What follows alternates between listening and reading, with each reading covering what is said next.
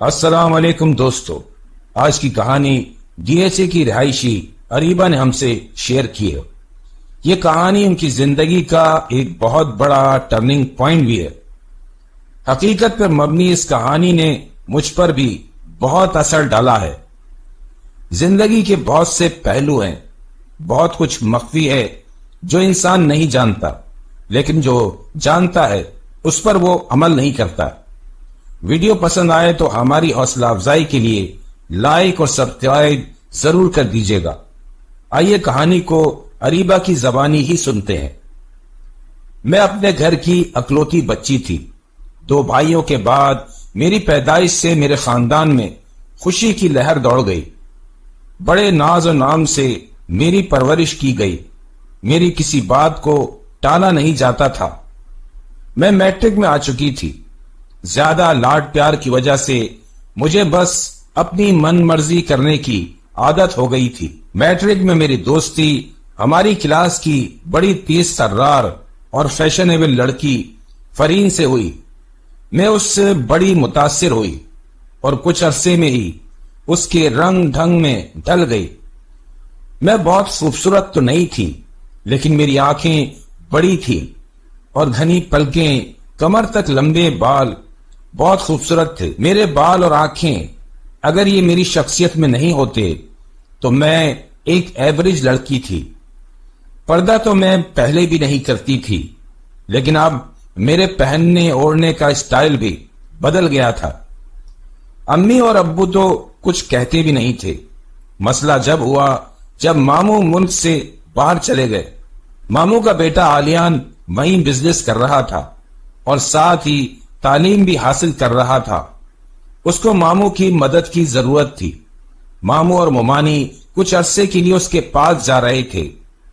ہماری نانی چونکہ اکیلی رہ جاتی تو امی نے ضد کر کے ان کو ملتان سے اپنے پاس بلوا لیا، لیکن وہ بڑی وضع قضا والی خاتون تھی۔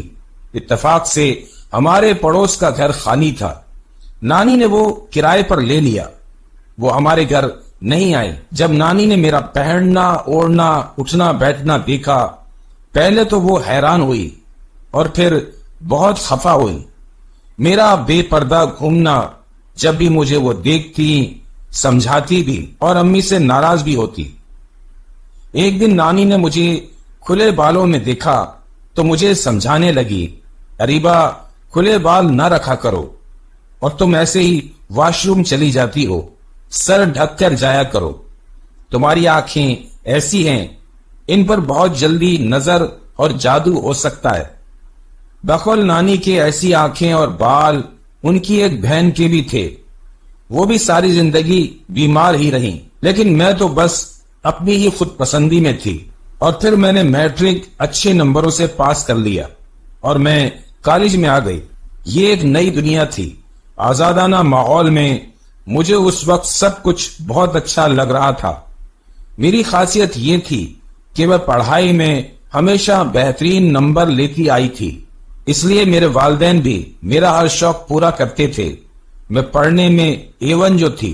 کالج میں یوتھ فیسٹیول کا شور اٹھا، فنکشن شام کا تھا، سب لوگوں نے بڑی تیاریاں کی۔ میں نے بھی ڈیزائنر سے ڈریس بنوایا اور خاص اس دن سافٹ پارٹی میک اپ میں نے ایک بہت بڑے سیلون سے کروایا۔ ڈرائیور نے مجھے ڈائریکٹ کالج ہی چھوڑنا تھا۔ جلدی میں اپنا پرس بھول گئی تھی، اسی لیے مجھے واپس گھر آنا پڑا۔ ڈھلتی شام میں گھر میں داخل ہوئی۔ اجلت میں تو تھی کہ بس بیگ اٹھاؤں گی اور نکل جاؤں گی۔ اتفاقاً نانی سے سامنا ہو گیا۔ اس دن نانی امی پر بہت خفا ہوئی کہ سرے شام جوان جہان لڑکی کو اس طرح کیوں بھیجتی ہو۔ میں تو جان بچا کر نکل گئی۔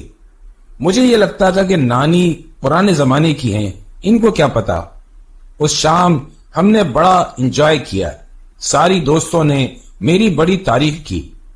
میں لگ بھی بہت پیاری رہی تھی۔ فنکشن کا ارینجمنٹ ہمارے کالج کے گراؤنڈ میں کیا گیا تھا۔ آج تو امی کو بھی ٹینشن تھی۔ فنکشن تو اور لیٹ چلنا تھا، لیکن بس امی کی کال آ رہی تھی کہ گھر آ جاؤ۔ میں 10 بجے دوستوں کو بائے بولتی گراؤنڈ سے باہر آ گئی، یا پارکنگ میں اندھیرا تھا، جو روشنی آ رہی تھی وہ گراؤنڈ سے آ رہی تھی۔ میں ڈرائیور کو مستقل کال کر رہی تھی، وہ کال پک نہیں کر رہا تھا۔ میں نے وہی اندھیرے میں درخت کے نیچے کھڑی گاڑی پر ٹیک لگا لیا۔ 5 منٹ میں اس سے رابطہ ہو گیا اور وہ پیچھے کی قطار میں ہی تھا۔ وہ 3-4 منٹ میں گاڑی نکال لایا۔ اس رات میں گھر آ کر تھک کر ایسا سوئی کہ صبح کے 11 بجے تک تو میری آنکھ ہی نہ کھلی، اور جب آنکھ کھلی تو سیدھا سامنے کی دیوار پر نظر پڑی۔ وہاں مجھے ایک چھپکلی دکھی۔ میری تو پوری آنکھیں کھل گئیں۔ چھپکلی، اور وہ بھی ہمارے گھر میں، سوال ہی پیدا نہیں ہوتا یہ کہاں سے آ گئی۔ میں نے تو شور مچا دیا۔ امی بھی آ گئی، انہوں نے چھپکلی دیکھی تو وہ بھی حیران ہوئی۔ انہوں نے نیچے سے ملازم کو بلایا۔ اب جو ملازم نے اس کو مارنا چاہا تو وہ کھڑکی کی طرف جا کر نہ جانے کہاں غائب ہو گئی۔ ہم نے سارا کمرہ پھیلا ڈالا، وہ ایسی غائب ہوئی جیسے وہ وہاں تھی ہی نہیں۔ خیر بات ادھر کی ادھر ہوئی، لیکن امی نے اس دن میرے کمرے کے ساتھ ساتھ دوسرے کمروں کی بھی صفائی کروا ڈالی۔ دوسرے دن مجھے کالج جانا تھا۔ صبح 6:30 پر میری آنکھ کھلی۔ آنکھ کھلتے ہی میری نظر دیوار پر پڑی۔ وہ چھپکلی کل کی طرح پھر وہاں موجود تھی، اور پھر میں نے کل کی طرح وہی سب شور ڈال دیا۔ امی آئیں، ملازم آیا، انہوں نے اس کو دیکھا بھی، لیکن وہ کل کی طرح ہی کھڑکی کی طرف جا کر پردوں میں غائب ہو گئی۔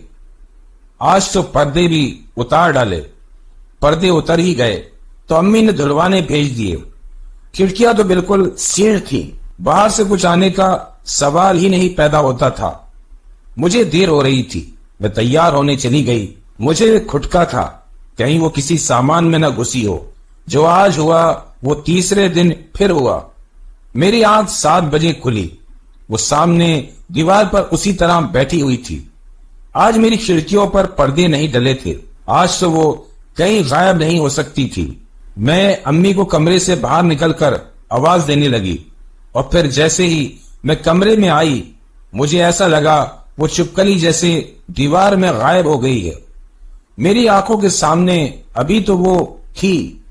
مجھے یقین نہیں آ رہا تھا، شک بھی ہو رہا تھا کہ کہیں مجھے وہم تو نہیں ہوا۔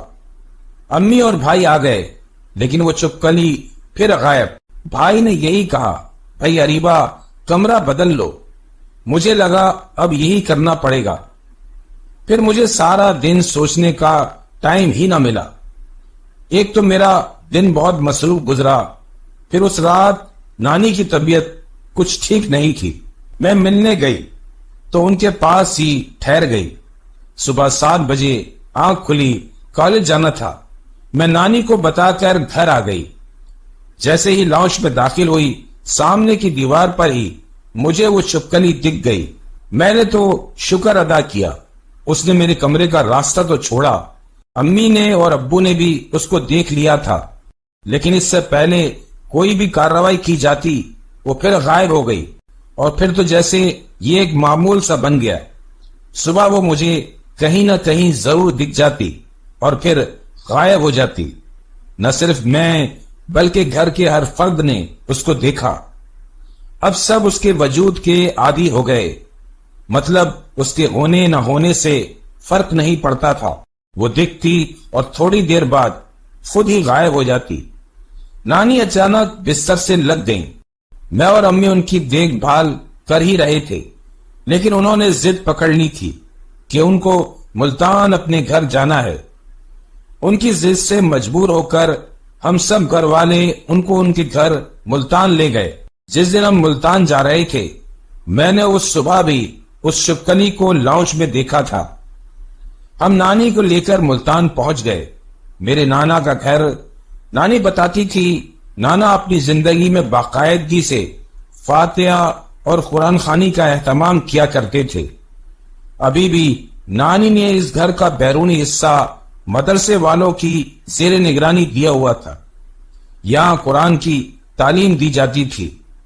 یہاں کے در و دیوار میں ذکر قرآن گونجتا تھا۔ مجھے تو یہ یہاں آ کر ہی سب پتہ چلا۔ ماموں اور ان کی فیملی بھی آ گئی۔ میں نے تو آلیان کو اتنے لمبے عرصے بعد دیکھا تھا، کافی بدل گیا تھا، مجھے وہ اچھا لگا۔ نانی کی حالت اچھی نہیں تھی اور ان کی خواہش تھی کہ میرا اور آلیان کا نکاح کر دیا جائے۔ جب میں نے ان کی یہ خواہش سنی تو میں تو دل ہی دل میں خوش ہو گئی۔ مجھے نہیں پتا تھا کہ میرے دل کی یہ خواہش اتنی جلدی پوری ہو جائے گی۔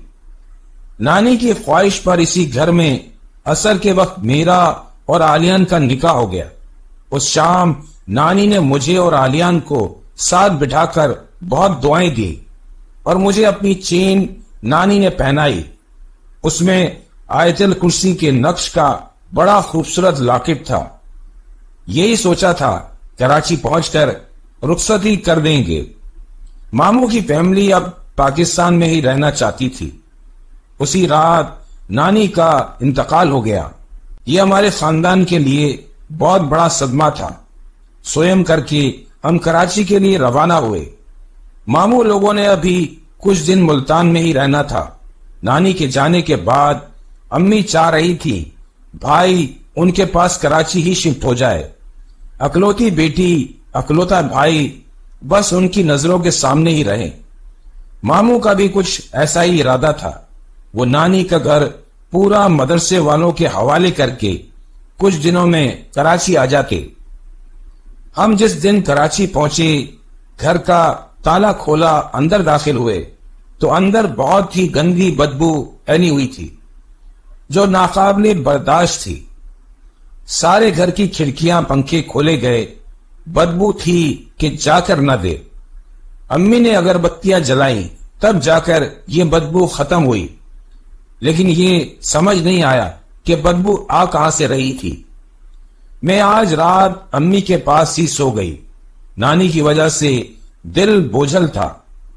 صبح جلدی ہی اٹھ گئے۔ ملنے جلنے والے تعزیت کے لیے آ رہے۔ شام کو قرآن خوانی بھی رکھی گئی اور پھر دن پر لگا کر اڑتے چلے گئے۔ ہم جب سے ملتان آئے تھے ہم میں سے کسی کو بھی وہ چپکلی نہیں دکھی۔ اس کا ہونا اتنا اہم بھی نہیں تھا کہ یاد رہتا۔ نانی کے بعد مجھے نانی کی باتیں یاد آتی۔ میں نے ان کی دی ہوئی چین کو ابھی تک نہیں اتارا تھا اور میں اس کو ہمیشہ پہنے رکھنا چاہتی تھی۔ میں باہر جاتے سر پر دوپٹہ لینے لگی۔ وقت بڑا مرہم ہوتا ہے۔ 3 ماہ ہو چکے تھے۔ ماموں بھی کراچی آ گئے تھے۔ میری اور آلیان کی روز فون پر بات ہوتی۔ ہم ساتھ گھومنے پھرنے جاتے۔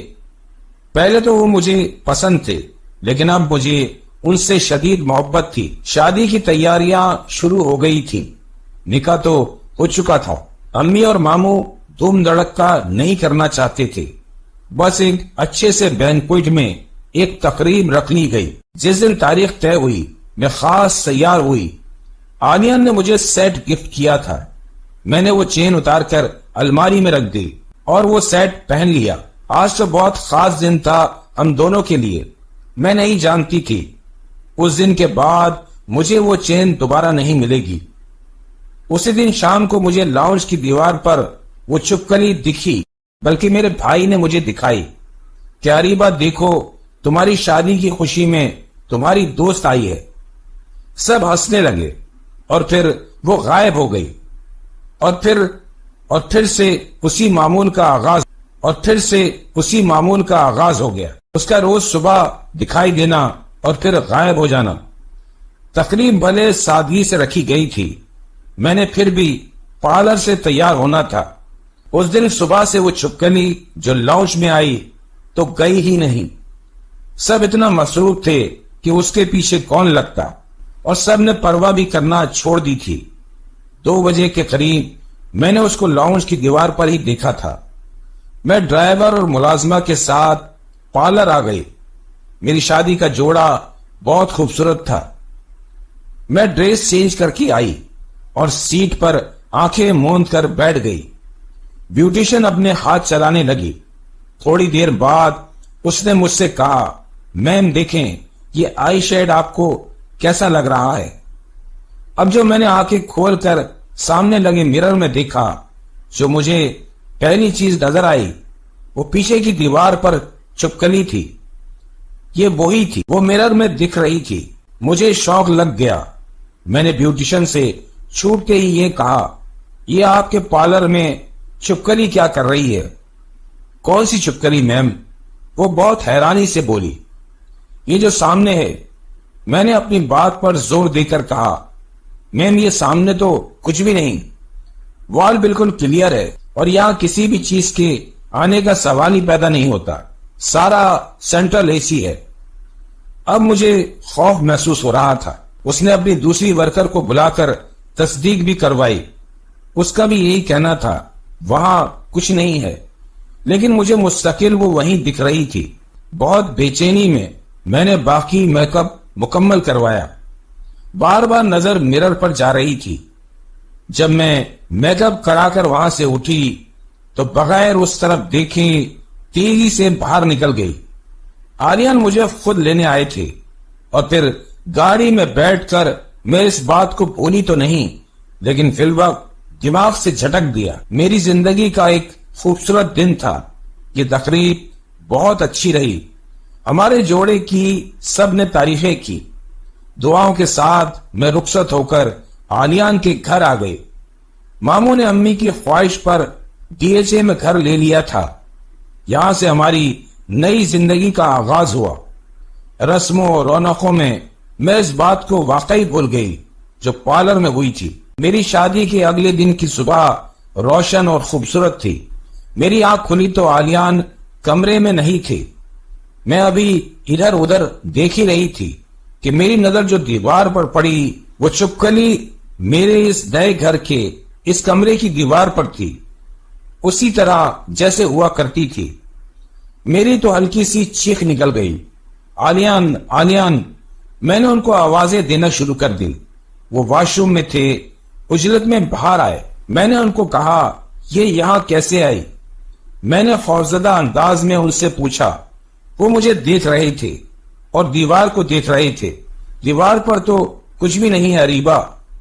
ان کی بات سے مجھے شوق لگا، یعنی کل کی طرح وہ صرف مجھے دکھ رہی تھی۔ اس سے پہلے کچھ بول پاتی دروازہ ناک ہونے لگا۔ آلیان نے مجھے تنبیہ کی۔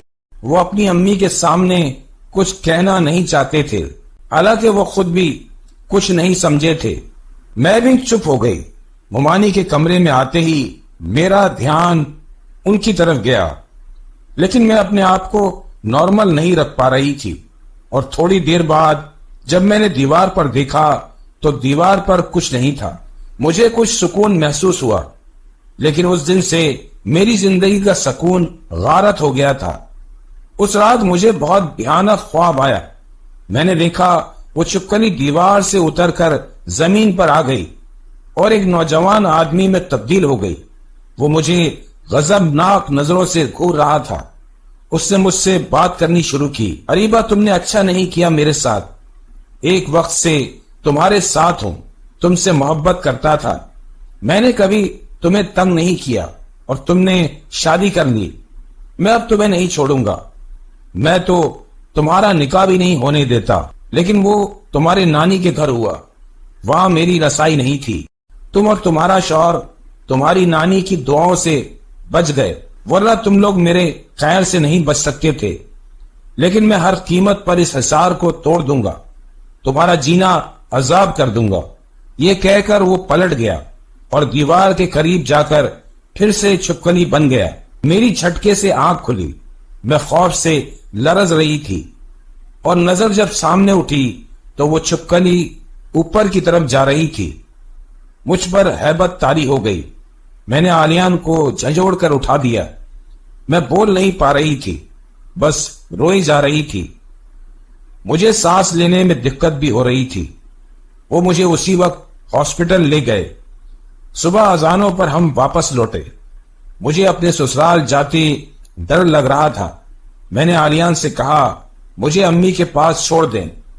وہ مجھے امی کے گھر ہی لے آئے۔ میں رات بھر کی تھکی امی کے کمرے میں جا کر سو گئی۔ میرے گھر والے تو پریشان ہوئے ہی، ماموں ممانی بھی کافی پریشان تھے، بلکہ ممانی آلیان پر خفا بھی ہوئی کہ یہ کیا طریقہ ہے، بیوی کو ذرا کچھ ہوا تو میکے چھوڑ آئے۔ لیکن آلیان ان جیسا شریک سفر سب کو ملے۔ انہوں نے میرا بڑا ساتھ دیا۔ 3 دن تک تو میں کسی سے کوئی بات نہیں کر پا رہی تھی، جیسے میری زبان بند کر دی گئی ہو۔ میں سب بتانا چاہ رہی تھی لیکن زبان ساتھ نہیں دے رہی تھی۔ آریان آج پھر مجھے لینے آئے تو بس نہ جانے کیا ہوا، میں پھوٹ پھوٹ کر رو پڑی۔ میں نے ان کو اور اپنے گھر والوں کو سب بات تفصیل سے بتائی۔ گھر والوں کا بھی یہی کہنا تھا۔ وہ چھپکلی میری شادی کے بعد سے نہیں دکھی۔ بھائی اسی وقت آلیان کو لے کر نانا کے ایک جاننے والے بزرگ تھے، ان کے پاس چلے گئے۔ وہ حبیب مسجد میں عشاء کی بعد بیٹھتے تھے اور لوگوں کے مسائل سنتے تھے۔ انہوں نے ساری بات سنی اور پھر جو انہوں نے کہا، بیٹا اگر آپ کے بزرگوں کی دعائیں نہیں ہوتی تو آپ زندہ نہیں ہوتے۔ اپنی بیوی کو کہیں نمازوں اور دعاؤں کا خاص اہتمام کریں۔ انہوں نے پانی گھر میں چھڑکنے کو دیا۔ پھر ایک طویل سلسلہ علاج کا شروع ہوا۔ ہم نے جب گھر میں پانی ڈالا تو ایسی بدبو آئی کہ سب ڈر گئے۔ مجھے وہ چھپکلی دکھائی دینی تو بند ہو گئی، لیکن وہ مجھے اب خوابوں میں دکھائی دینے لگی۔ کبھی کئی دن تک بہتری بھی ہو جاتی اور کبھی وہ سلسلہ پھر سے شروع ہو جاتا۔ میں نے آہستہ آہستہ دین کو مکمل اپنا لیا۔ اب میں شرعی پردہ کرتی تھی۔ بناؤ سنگھار میں صرف آلیان کے لیے ہی کرتی تھی۔ میرے شوہر نے میرا بہت ساتھ دیا۔ مجھے نانی کی باتیں یاد آتی تھی۔ میں اس رات پارٹی میں بے حجاب اور کھلے بالوں کے ساتھ گئی تھی۔ اس کے بعد ہی میرے ساتھ یہ سب ہوا۔ ہمارے بڑے ہمارے فائدے کے لیے ہی کہتے ہیں۔ 2 سال لگ گئے ہمیں اس سارے مسئلوں سے باہر آنے میں۔ اس سال میں نے اور آلیان نے حج کا فریضہ بھی ادا کیا۔ میں خوش قسمت تھی کہ مجھے شریک سفر ساتھ دینے والا ملا۔